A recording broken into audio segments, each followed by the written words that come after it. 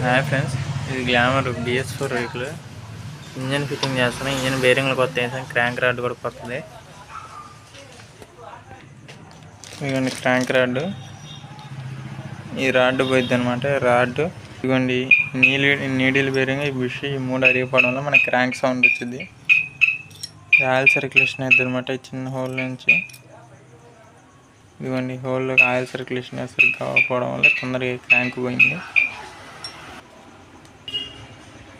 Piston ఎందుకు మన bore ఎలా వచ్చిందని తెలుసుకోవడం ఎలా అంటే ఇదిగోండి ఇక్కడ గీతలు కనపడుతున్నాయి. గీతలు పడిపోవడం వల్ల ఈ ఆయిల్ దీన్ని ఆయిల్ స్ప్రింగ్లు అంటారు. ఈ జామ్ అయిపోయి మనకు తొందరగా బోర్ వచ్చేస్తుంది. దానివల్ల మనకి గీతలు పడి ఇంజన్ స్మోక్ వచ్చింది అనమాట. ఈ వాల్స్ చిన్నవాళ్ళు పెద్దవాళ్ళు, ఈ గైడ్లు